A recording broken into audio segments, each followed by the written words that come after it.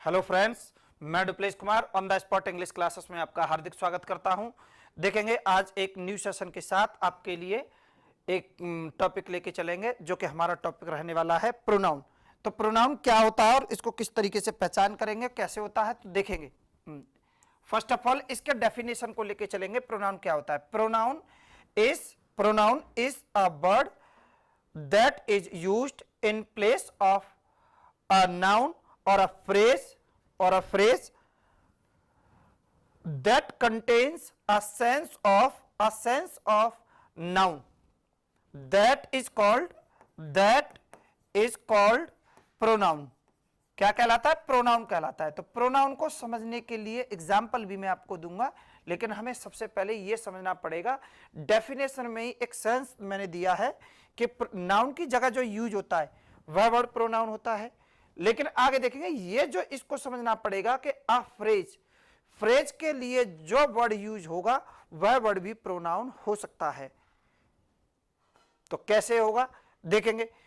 कभी भी फ्रेज की जगह पर यूज नहीं होगा, फ्रेज के लिए यूज होगा, वो वर्ड प्रोनाउन हो सकता है। तो देखेंगे मेरे साथ, इनको आगे लेके चलेंगे। प्रोनाउन को सबसे पहले मैं इसके टाइप, लेकिन हिंदी लैंग्वेज के अनुसार देखा जाए तो प्रोनाउन 6 प्रकार के होते हैं, लेकिन इंग्लिश में देखा जाए तो इंग्लिश में कितने प्रकार के होते हैं। तो सबसे पहले हमें यह नहीं बोलना कि प्रोनाउन कितने प्रकार के होते हैं, हमें सबसे पहले यह बोलना बहुत जरूरी होगा, there are different type of pronoun. Pronoun कई प्रकार के होते हैं और कॉम्पिटिटिव एग्जाम में तो आपको बहुत ज्यादा अच्छे से समझना पड़ेगा। तो देखेंगे, मैं प्रोनाउन के आगे लेके बढ़ा के लेके चलता हूं। देखेंगे, ये सब्जेक्ट की तरह काम करते हैं। तो इन वर्ड्स को देखेंगे मेरे साथ, ये सब्जेक्टिव प्रोनाउन की तरह भी काम करते हैं। I, we, you, they, he, she, it. These word are personal pronoun. और पर्सनल प्रोनाउन में भी 3 कैटेगरीज होती हैं, तो हमें इनको समझना पड़ेगा। आगे देखेंगे, ये दो प्रोनाउन मैंने आपके सामने इसलिए लिखा है क्योंकि यदि हम इन प्रोनाउन को अकेले को पढ़ेंगे तो इनका डेफिनेशन करा सकते हैं, इनके बारे में बता सकते हैं, लेकिन ये एक दूसरे को वर्सेस करके पढ़ना पड़ेगा। Personal pronoun, subjective pronoun versus objective pronoun. Competitive exam में इनको एक दूसरे के साथ में कंपैरिजन करके हमें पढ़ना पड़ेगा। देखेंगे, objective pronoun me, us, you, them, him, her, it, ये सब्जेक्टिव प्रोनाउन होते हैं, ये ऑब्जेक्टिव प्रोनाउन होते हैं। पर्सनल प्रोनाउन तो देखेंगे मेरे साथ, आई, वी, यू, दे, ही, सी और ये इट, ये सारे वर्ड पर्सनल प्रोनाउन होते हैं। पर्सनल प्रोनाउन में इन वर्ड्स के अलावा एक भी वर्ड नहीं होगा। सब्जेक्ट का काम कर सकते हैं, लेकिन पर्सनल प्रोनाउन सब्जेक्टिव प्रोनाउन होते हैं। सब्जेक्टिव प्रोनाउन तो बहुत सारे वर्ड्स हो सकते हैं, इंडेफिनिट प्रोनाउन भी सब्जेक्ट का काम करता है, तो इनको सब्जेक्टिव प्रोनाउन कह सकते हैं, लेकिन पर्सनल प्रोनाउन ये ही वर्ड होंगे। इनका यूज कैसे कैसे होता है, सबसे पहले मैं आपको यह बताऊंगा।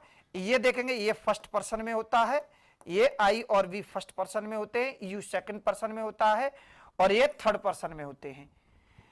फर्स्ट ऑफ ऑल इनका सबसे पहला कमेंट मैं ये करूंगा कि ये ऑलवेज सब्जेक्ट का काम करेंगे, ये सब्जेक्ट का काम करेंगे और इसीलिए इन वर्ड्स को सब्जेक्टिव प्रोनाउन भी कहते हैं, क्योंकि सब्जेक्ट का काम करते हैं तो इनको सब्जेक्टिव प्रोनाउन कहते हैं। These words are personal pronoun but work as a subjective pronoun, so is called subjective pronoun। देखेंगे, इनको सब्जेक्टिव प्रोनाउन भी कहते हैं बिकॉज ऑफ ये क्या करते हैं, बिकॉज ये सब्जेक्ट का भी काम करते हैं। किसका भी काम करते हैं? सब्जेक्ट का भी काम करते हैं, तो इनको इसलिए सब्जेक्टिव प्रोनाउन भी कहते हैं। आगे देखेंगे नेक्स्ट वन, इसका सेकंड कमेंट मैं क्या बोलूंगा, लाइक दैट। जैसे देखेंगे, कोई भी एग्जांपल ले लेते हैं, he is going to change a pattern of study. तो देखेंगे सबसे पहले इसको इस तरीके से देखेंगे। देखो ही ने सब्जेक्ट का काम किया और ये सब्जेक्टिव प्रोनाउन की तरह ही काम करते हैं, तो इसलिए ये देखो सब्जेक्ट का काम कर रहा है, तो ही के साथ सिंगुलर आता है, ये समझना पड़ेगा। He is going to change a pattern of study, इनको सब्जेक्टिव प्रोनाउन भी कहते हैं। सेकंड वन देखेंगे। सेकंड वन में मैं ये बोलूंगा कि कोई भी प्रोनाउन दे रखा हो, इनको नॉमिनेटिव प्रोनाउन भी कहते हैं। क्या बोलते हैं बच्चा? नॉमिनेटिव प्रोनाउन भी कहते हैं। तो नॉमिनेटिव प्रोनाउन क्यों कहते हैं? यदि ये पहले किसी भी सेंटेंस में आए हुए वर्ड्स के लिए नॉमिनेशन हुआ हो, कभी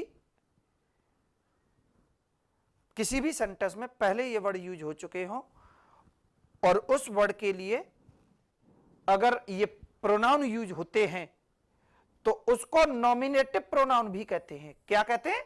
नॉमिनेटिव प्रोनाउन भी कहते हैं। नॉमिनेटिव प्रोनाउन ही, सी, ये सारे वर्ड जो पर्सनल प्रोनाउन हैं, सारे वर्ड नॉमिनेटिव प्रोनाउन भी कहलाते हैं, क्योंकि वो यदि पहले कोई नाउन की आवृत्ति में आता है तो।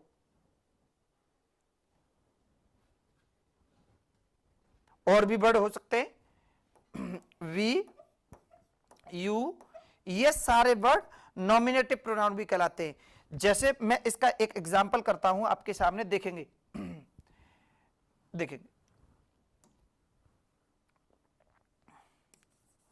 Mohan is a smart boy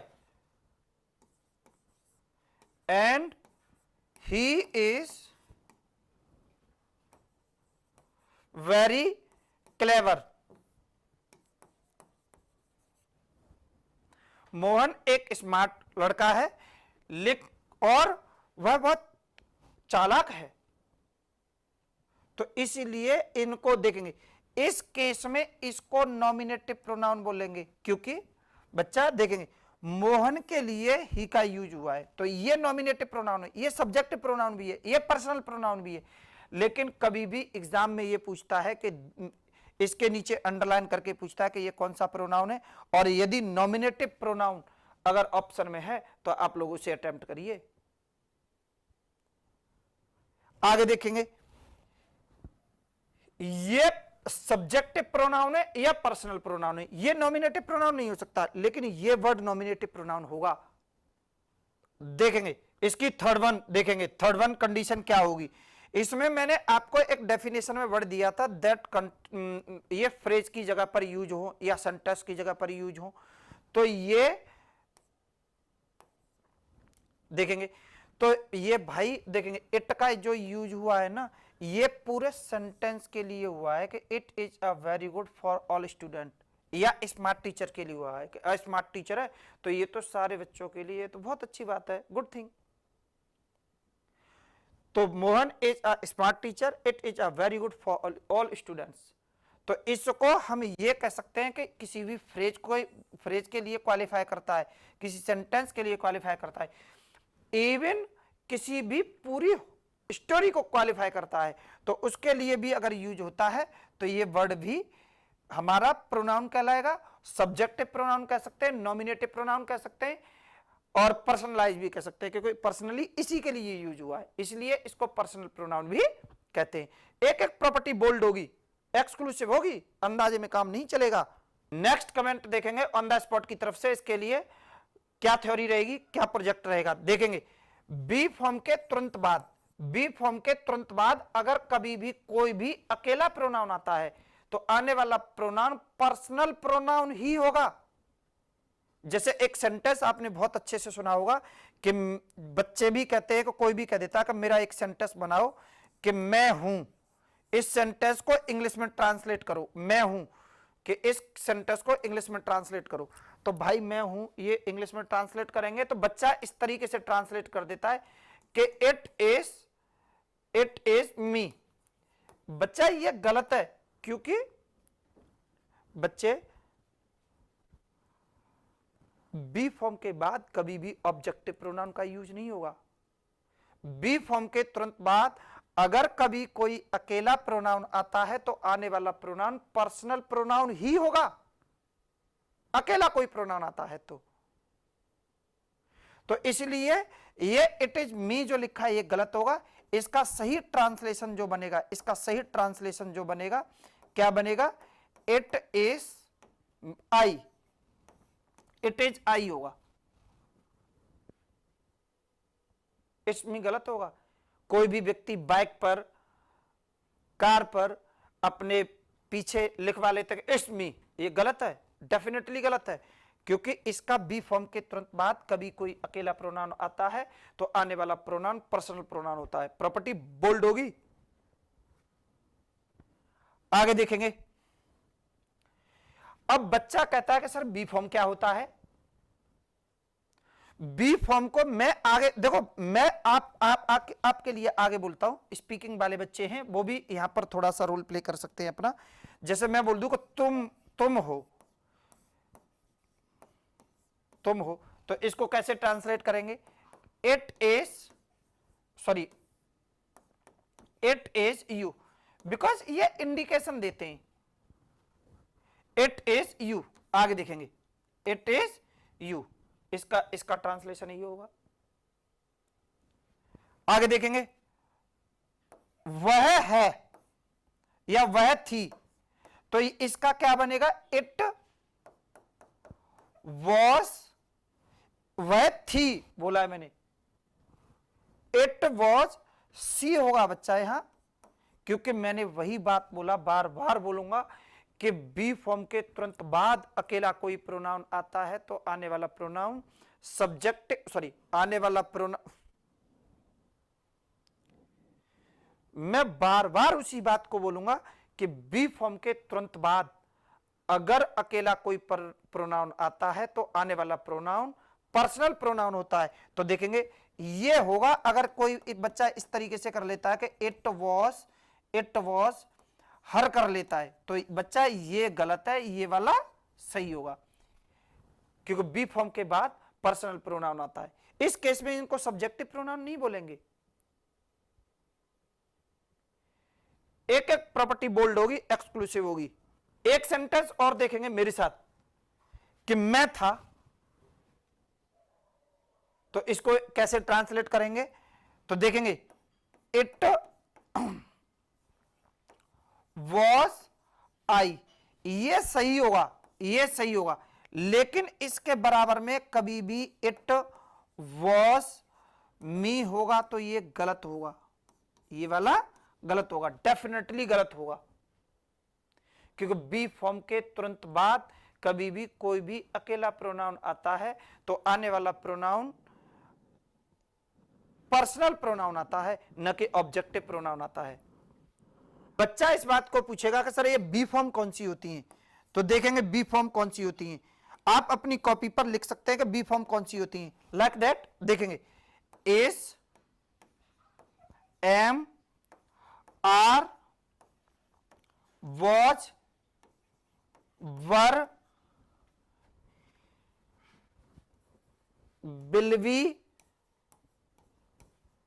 shell be, ये सारे वर्ड बी फॉर्म होते हैं। आगे देखेंगे और भी होती हैं, जैसे कैन बी, मे बी, ये सारी जो ऑक्सिलरी वर्ब होती हैं बी फॉर्म होती हैं। आगे देखेंगे कुड बी, शुड बी,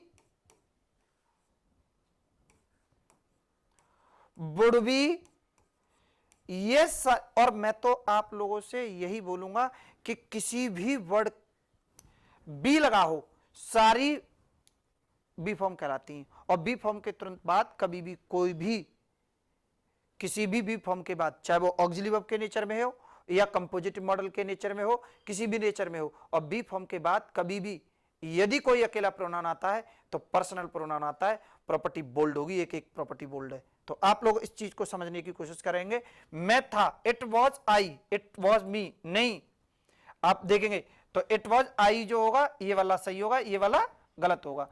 इसी तरीके से ये पर्सनल प्रोनाउन के ऊपर है, और पर्सनल प्रोनाउन जहां जहां कमेंट बनाएगा, जहां जहां एग्जाम ओरिएंटेड होगा, मैं बोलूंगा सेंटेंस छोटा है लेकिन एक्सक्लूसिव है, आता है एग्जाम में, किसी भी वनडे एग्जाम में, एनडीए, सीडीएस, बैंक, एसएससी वगैरह किसी में भी देखने को मिल सकता है। आगे देखेंगे, फिफ्थ में ये बोलूंगा, किसी भी प्रीपोजिशन के बाद, किसी भी प्रीपोजिशन के बाद कभी भी कोई भी पर्सनल प्रोनाउन का यूज नहीं होगा। किसी भी प्रीपोजिशन के बाद पर्सनल प्रोनाउन का यूज नहीं होगा, क्योंकि प्रीपोजिशन के बाद ऑब्जेक्टिव प्रोनाउन आते हैं, न कि पर्सनल प्रोनाउन आते हैं। और मैंने आपको पहले ही बोला था कि पर्सनल प्रोनाउन और ऑब्जेक्टिव प्रोनाउन दोनों को मिलकर हमें पढ़ना पड़ेगा, कि personal pronoun versus objective pronoun. तो देखेंगे मेरे साथ, किसी भी प्रीपोजिशन के बाद, किसी भी प्रीपोजिशन के बाद कभी भी पर्सनल प्रोनाउन का यूज नहीं होगा। इन द सेंस, कभी लाइक दैट, जैसे देखेंगे मेरे साथ, एग्जांपल करके देता हूं मैं तुम्हें, देखेंगे जैसे ऑल फ्रेंड्स विद आई, ये गलत है। मैं इसको आगे इस तरीके से करूंगा, इसको सही करने के लिए ऑल फ्रेंड्स विद मी का यूज होगा, ये सही होगा, क्योंकि प्रीपोजिशन के बाद कभी पर्सनल प्रोनाउन का यूज नहीं होता है। प्रॉपर्टी बोल्ड होगी, एक्सक्लूसिव होगी। तो देखेंगे ये नीचे वाला सही होगा और ये पर्सनल प्रोनाउन नहीं होगा, क्योंकि किसी भी प्रीपोजिशन के बाद में ऑब्जेक्टिव प्रोनाउन आता है। और मैं आप लोगों को एक्सक्लूसिव ऐसे कर दूं, देखेंगे मेरे साथ, जहां जहां बे फॉरवर्ड है, ये जहां जहां पर ऑब्जेक्टिव प्रोनाउन का यूज होगा वहां पर्सनल प्रोनाउन का यूज नहीं होगा, और जहां जहां पर्सनल प्रोनाउन का यूज होगा वहां ऑब्जेक्टिव प्रोनाउन का यूज नहीं होगा। बोल्ड। देखेंगे, मैं आपको एक चीज और बता के लेके चलूंगा, देखेंगे जैसे मैंने इसमें, देखेंगे एक इस पिक को देखेंगे मेरे साथ, जैसे देखेंगे, she prepared some delicious cookies for me. Preposition के बाद तो ऑब्जेक्टिव प्रोनाउन आता है, कभी सब्जेक्टिव प्रोनाउन नहीं आएगा। यहां पर अगर आई का यूज करेगा तो वो गलत होगा। ये सेंटेंस सही है, हमें ये सेंटेंस हमें समझना पड़ेगा।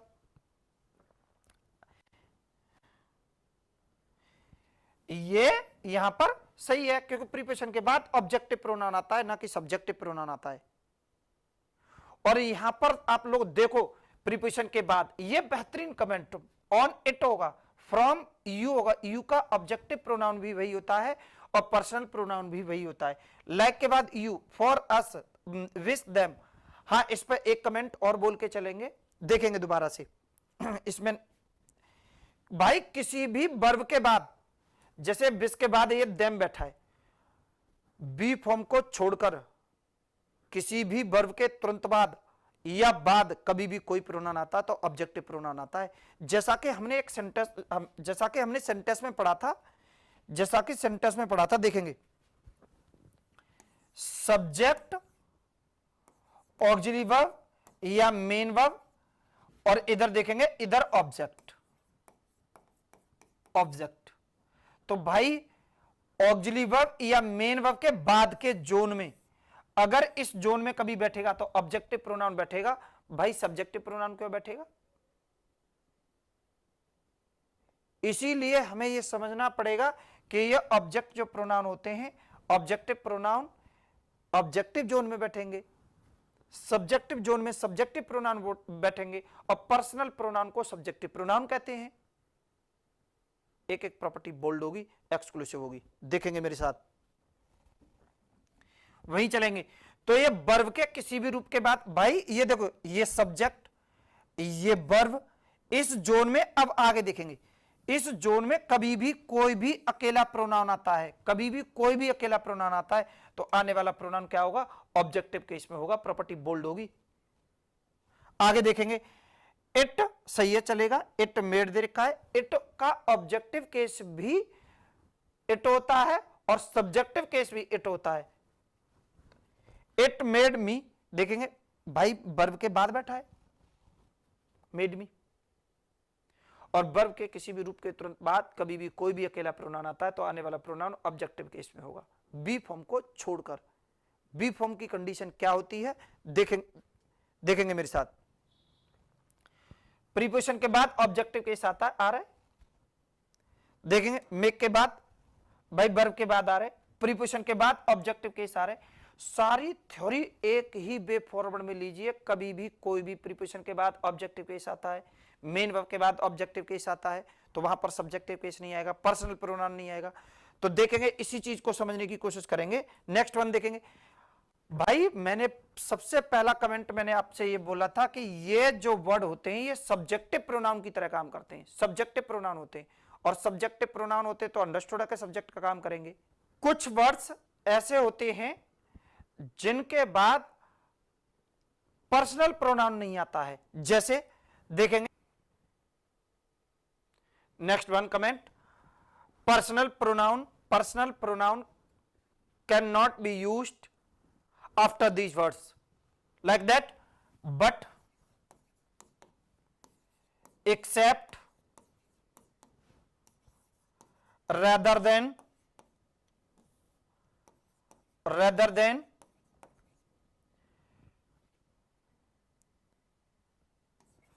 besides, after these words cannot be used personal pronoun, because अब इनको हमें समझना पड़ेगा कि ये भाई इनके बाद में ये पर्सनल प्रोनाउन का यूज क्यों नहीं होता है। और भी वर्ड हैं कि जिनके बाद पर्सनल प्रोनाउन का यूज नहीं होता है, देखेंगे इंक्लूडिंग, एक्सक्लूडिंग, इन वर्ड्स के बाद कभी भी पर्सनल प्रोनाउन का यूज नहीं होता है, क्योंकि भाई ये वर्ड कंपोजिटिव प्रीपोजिशन की तरह यूज होते हैं ये सारे वर्ड्स।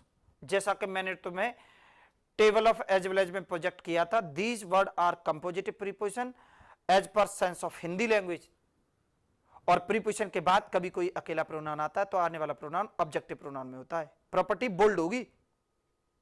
और यदि किसी बच्चे को लगता है कि ये वर्ड कंपोजिटिव प्रीपोजिशन कैसे हो सकते हैं, भाई इसका मीन्स होता है के सिवाय, के अलावा। नेक्स्ट वन कमेंट देखेंगे मेरे साथ, बिटवीन के बाद कभी भी दो प्रोनाउन एक साथ आते हैं, बिटवीन के बाद एंड से जुड़े हुए दो जो प्रोनाउन आते हैं तो आने वाले प्रोनाउन पर्सनल प्रोनाउन नहीं होंगे, you and I, you and I, ये गलत होगा, ये डेफिनेटली गलत होगा। सही करने के लिए इन्हें ऑब्जेक्टिव प्रोनाउन में चेंज कर देंगे। तो भाई मैं आप लोगों से वही चीज बोलूंगा कि बिटवीन ये भी तो एक कंपोजिटिव प्रीपोजिशन की तरीके से यूज हुआ है, और प्रीपोजिशन के बाद कभी भी कोई प्रोनाउन आता है तो पर्सनल प्रोनाउन नहीं आएगा, ऑब्जेक्टिव प्रोनाउन आता है। After that of preposition used only objective pronoun but not a personal pronoun. तो इसके बाद कभी भी यूज जो होगा तो ये ऑब्जेक्टिव प्रोनाउन होगा, लाइक दैट। जैसे देखेंगे इसको सही करके लिखेंगे तो बिटवीन यू एंड मी, ये सही होगा। और मैंने आप लोगों से पहले ही बोला था कि जहां जहां पर सब्जेक्टिव प्रोनाउन यूज होगा, जहां जहां पर्सनल प्रोनाउन यूज होगा वह ऑब्जेक्टिव प्रोनाउन नहीं होगा, और जहां ऑब्जेक्टिव प्रोनाउन होगा वहां सब्जेक्टिव प्रोनाउन यूज नहीं होगा। बोल्ड होगी प्रॉपर्टी।